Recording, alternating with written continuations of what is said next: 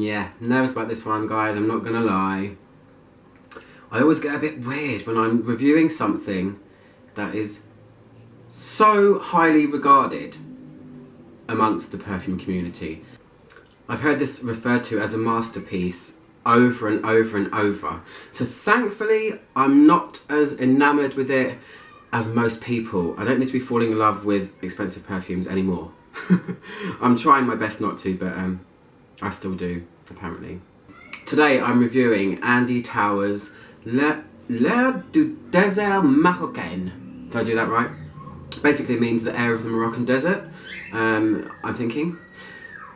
This is the second fragrance I think he released, because they're all numbered, 1, 2, 3, 4, 5, in case you didn't know what numbered meant. He had a fragrance before this called Maroc pour Elle, which was kind of like a precursor, I think, to this. And this is a reinvented version of it. This fragrance is so, like I said, so hugely highly regarded in the fragrance community. I've read so many glittering reviews that my interest was so highly piqued. I had to try and find some of it, because it's not sold in many places in the UK. So this is a personal thank you to someone who actually offered to send me a little bit of it, even though I brazenly asked to pay for it. Somebody was kind enough on a fragrance group in Facebook. Ingrid Perrin, thank you very much. I did say I'd give you a personal thank you. It's been a while, but I'm doing this review now. So, yes, this is a unisex fragrance, of course, Andy Tauer. Big name in the niche perfume world, and I think this is probably one of his most talked about fragrances from what I've seen anyway. Correct me if I'm wrong. This is based on the Moroccan desert. As you can imagine, there's going to be a lot of spices and dryness and exoticness going on. So without further ado, I will read you the notes.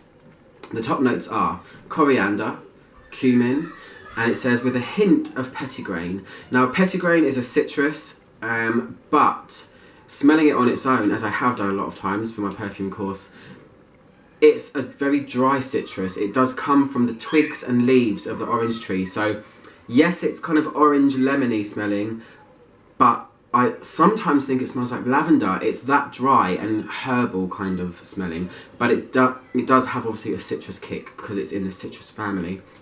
So coriander, cumin, petitgrain in the top. The heart notes are jasmine and rock rose.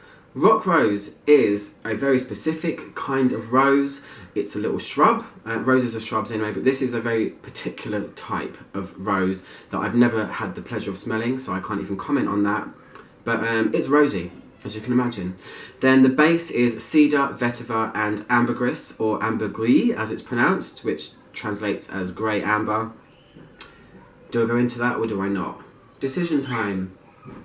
Ambergris, if you don't know what it is already, is basically whale sick that they vomit up when they eat too much, floats across the ocean. People find these big lumps of stuff and they refine it down into something that is apparently horrendous if you smell it when it's too strong, but used in the right amount can give an amazing tone to a fragrance. So that's what this has in it. So yes, let me spray it wet on this hand. I only had a tiny bit of it, so I need to be careful because I want to wear it again.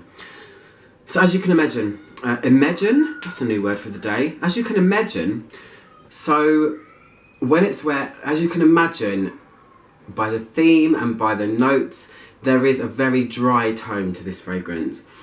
It is a very dry, spicy, with something a little bit mysterious underneath. There's something you know that's coming. And with Andy Tauer fragrances, the dry down with them is apparently, upon research, the magic. So, and I agree, from this one fragrance that I've smelled, this does behave in that way. It does have a somewhat strange opening, but then the dry down is brilliant. So, very, very dry, as you can imagine. It's based on the desert, Saharan desert. So, it is coriander, very, very strong. Vetiver and coriander really come together and act like a tag team in this for me, and they kind of take over the entire blend at first, which is quite off-putting. It's quite masculine, it's quite brash, but I will say that the entire opening is very detailed. What you get on paper, you get in the fragrance, and I love it when a fragrance delivers like that.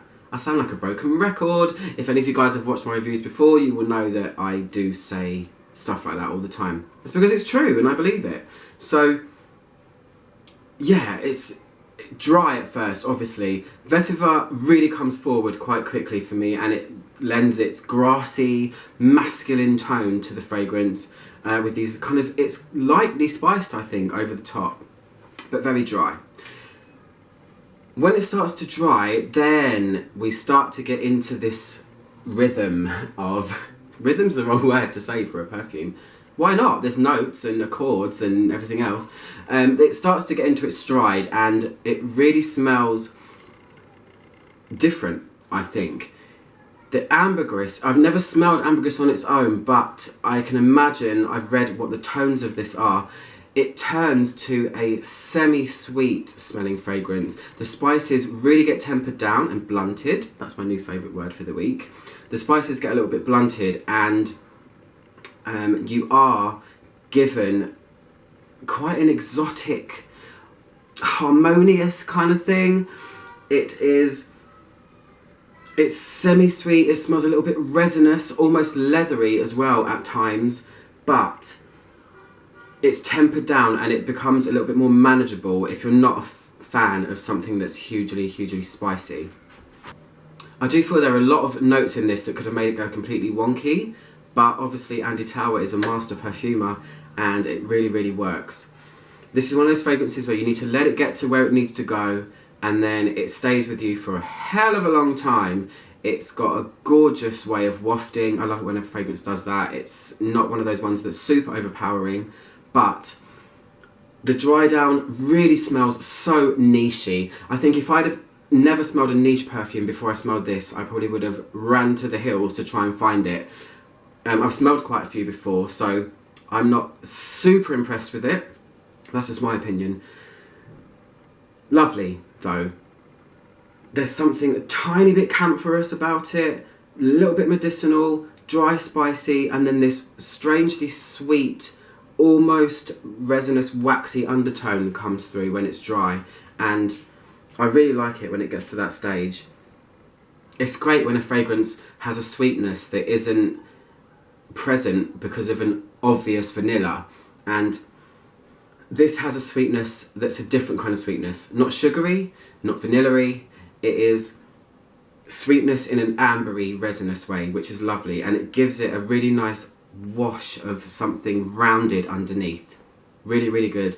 And once the spices get tempered down, they kind of just melt into it a little bit. So again, it's a very harmonious blend of notes, and definitely appreciate it for that.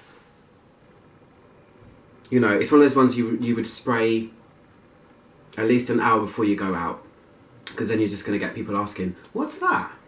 Hopefully, if they're interested in perfume at all. But yeah, bit of a scary review, because I am reviewing something that's huge. So yeah, I think it's a winner when it's a dry down. I think it's lovely. I don't think, personally, and this is my review, so I will say that it is as amazing as everyone says. Don't believe the hype all the time. I've been guilty of that a lot of times in my life and bought something unsniffed and then regretted it. It's great, I'm not gonna lie. It's very well balanced, very well blended. It gives you a lot of facets. It gives you a feeling of a place, and a fragrance is really good when it can evoke an image or a sense of a place. So it does have that exotic, faraway feel. The dry down's better than the opening. I'm not going to say that it's hugely groundbreaking, and I'm not a perfumer yet. Sorry, Andy Tower. But yeah, I'm glad I got to smell it. I really, because my interest was hugely piqued by all of the reviews. But this one, I'm going to say, is a teeny bit of a letdown. A Match 110. Click my logo to subscribe, and I'll see you guys soon for another review. Goodbye.